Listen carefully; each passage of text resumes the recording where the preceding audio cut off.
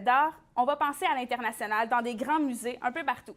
On ne va pas penser immédiatement au Québec ou même localement dans la région.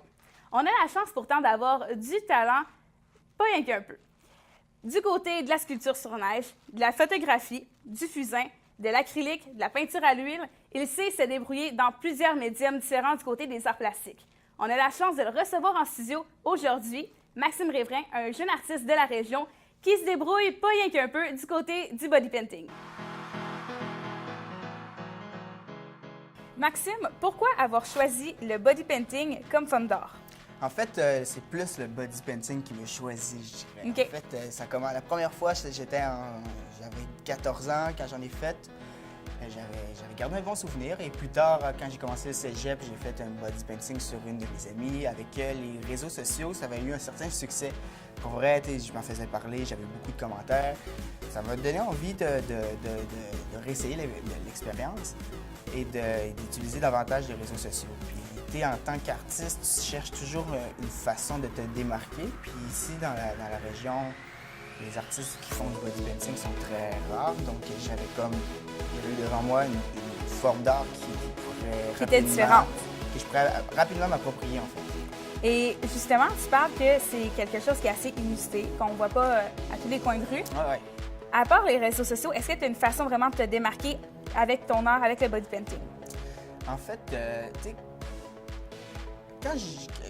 quand j'effectue un œuvre, mon but premier, c'est pas nécessairement de me démarquer. Oui, c'est le fun comme que tu puisses te démarquer. Je fais surtout ça parce que j'aime ça, j'aime peinturer. Peinturer, pour moi, c'est comme m'exprimer. Des fois, je tombe dans des passes où j'ai besoin de faire de faire sortir qu'est-ce que j'ai en moi. Puis du body painting, c'est parfait parce que j'ai un contact avec quelqu'un, ça me permet de parler à quelqu'un, de ressentir une toile vivante. C'est une toile vivante. Fait que ça a un côté vraiment le fun. Également, on s'entend que le body painting, c'est pas très accessible. Est-ce que tu as eu une inspiration en partant? Tu as vu des gens qui faisaient du body painting et tu t'es dit, moi, je veux faire ça? Écoute, moi, je me rappelle la première fois, quand j'étais en secondaire 3, que je vous parlais tout à l'heure, quand j'avais 14 ans, un prof d'art plastique que je vois encore aujourd'hui à chaque fois que je suis dans la ville, m'avait proposé d'effectuer du body painting un midi devant les étudiants de l'école dans le cadre de la Semaine des Arts. Puis je me rappelle, elle avait un cartable, là, où dedans, tu avais plein de photos dans des acétables. Pas des acétables, mais des plastiques. Mm-hmm. Je ne pourrais pas dire qui était l'artiste, mais on avait représenté tous les signes du zodiaque avec des corps humains. Ça m'avait beaucoup, beaucoup marqué. Puis ça, c'est pas mal de là que je m'inspire. Sinon, je m'inspire un peu de ce qui m'entoure beaucoup, de qu'est-ce qui me marque, en fait. C'est vraiment ça. J'essaie dans ma vie de tous les jours, j'essaie de trouver des éléments, des objets, des idées qui me marquent, puis j'essaie de les représenter. Okay. Et outre tes inspirations, est-ce que tu as une ligne directrice pour tes œuvres?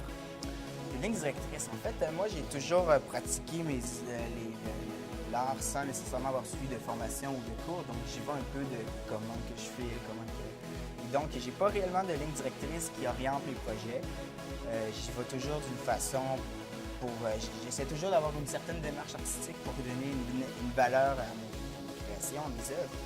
Mais j'ai certaines techniques que je répète l'expérience, mais en tant que tel, je ne pourrais pas vraiment te dire que j'ai une ligne directrice dans mes projets. Et aussi, lorsque j'ai regardé sur Internet, j'ai vu que non seulement tu fais du body painting, mais aussi tu fais des toiles, de la peinture à l'huile, de l'acrylique, aussi des sculptures sur neige, des photographies. Il y en a de toutes les sortes. En fait, qu'est-ce qui a permis que tu vois ça? C'est le mélange de mes deux passions qui étaient les arts sous toutes ses formes et la vidéo la vidéo. Moi, j'ai étudié ici en ATM, j'ai fini dernièrement, puis j'ai appris beaucoup, comme tous les étudiants ici. Puis là, je voulais mélanger ces deux formes de passion-là, comme j'ai décidé, parce que vu que le body painting, c'est des œuvres... En fait, je pratique beaucoup des formes d'art éphémères. C'est ça que j'ai remarqué. En tant que tel, la personne body paintée va se lever, et l'œuvre d'art sera plus visible après quelques heures après l'avoir effectuée. C'est pareil pour les sculptures sur neige, mais ça fond. C'est triste. Mais c'est ça, fait que ça me permettait d'immortaliser qu'est-ce que je faisais. En même temps, j'aime beaucoup le domaine de la vidéo. Mélanger les deux passions en même temps. Oui.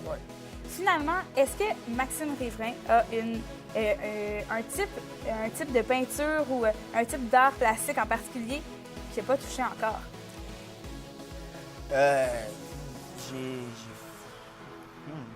C'est une bonne question. En fait, c'est du verre. Souffler du verre, faire des formes d'animaux, des trucs comme ça. Où est-ce que je travaille, c'est un atelier d'artistes. En fait, nous, on a un bureau où on fait de la vidéo, mais il y a plein de bureaux d'artistes. Puis une des artisanes qui, elle, fait du verre. Elle fait des animaux, des trucs en verre. C'est vraiment formidable. Elle m'a déjà proposé une fois de la rencontrer pour en faire quoi. Ça fait bien encore, mais je pense que c'est une des rares formes d'art que j'ai pas pratiquées. Donc, qui sait, peut-être qu'un jour, tu mettras vie à du verre. Présentement, tu mets vie à des toiles, à des œuvres avec le corps humain. Un jour, ce sera peut-être le verre. Peut-être. Bien, merci beaucoup, Maxime. Écoute, ça fait plaisir.